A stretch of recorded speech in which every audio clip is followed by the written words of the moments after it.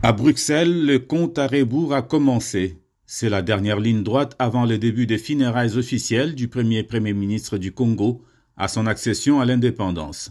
Dans la capitale européenne, les derniers réglages ont été faits à l'issue d'une série de réunions entre les officiels belges et congolais déterminés à offrir des funérailles dignes à ce personnage emblématique que fut Patrice Emery Lumumba. C'est au palais d'Egmont, qui abrite le ministère belge des Affaires étrangères, que la cérémonie sera mise en branle. Ici sera accueillie sa famille biologique, dont on attendra un discours des circonstances. Mais déjà, l'émotion est perceptible à la veille de cette cérémonie historique qui est loin de laisser indifférent l'un d'entre les fils Lumumba. Je considère que c'est un moment historique, c'est un moment qui ne se répète pas, un des plus grands moments pour l'Afrique, le retour de la dépouille du premier martyr des indépendances africaines. Lumumba, c'est un symbole. Lumumba, il s'est incarné au Congo et pendant plus de 60 ans, on n'a pas pu faire le deuil. En tant que fils, je me dis enfin, on va pouvoir enterrer dignement notre père. Mais aussi, en tant que Congolais, il y avait quelque chose qui nous manquait. Quelque chose, nous sommes des Congolais, nous sommes des Bantous. Et on considérait que son âme ne se reposait pas en paix. Et c'est très important que son âme repose en paix, parce que le côté spirituel pour nous Bantous, c'est aussi très important. C'est le seul Africain que plus de 28 pays dans le monde l'ont honoré par une avenue, un boulevard, une université, école, institut et que sais-je. Et à cette occasion, je souhaiterais que tous les Congolais qui soient présents physiquement dans la pensée pour enfin qu'on arrive à enterrer celui qu'on l'a considéré comme notre héros.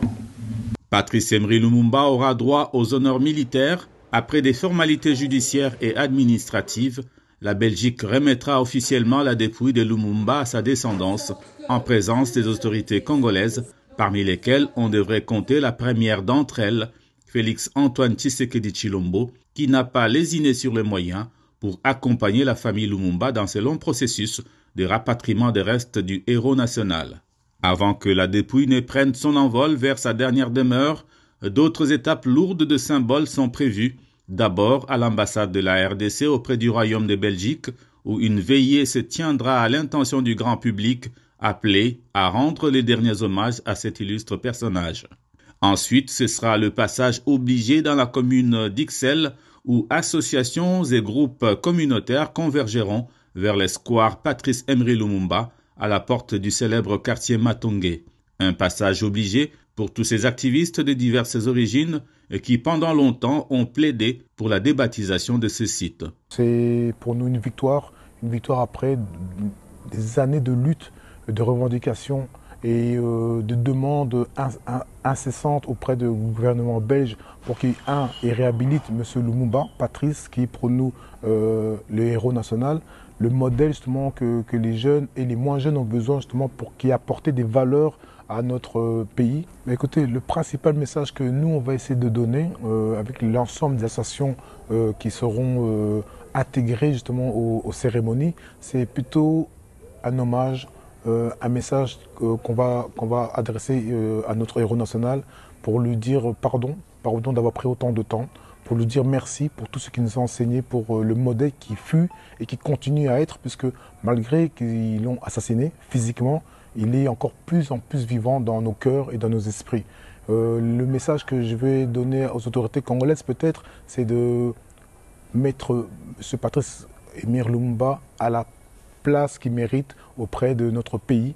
Juste après ces hommages, la dépouille de Patrice Emery Lumumba prendra la direction de l'aéroport militaire de Melsbrook lieu de derniers honneurs militaires avant l'embarquement en direction de Kinshasa, où l'avion affrété pour la circonstance atterrira aux petites heures du matin.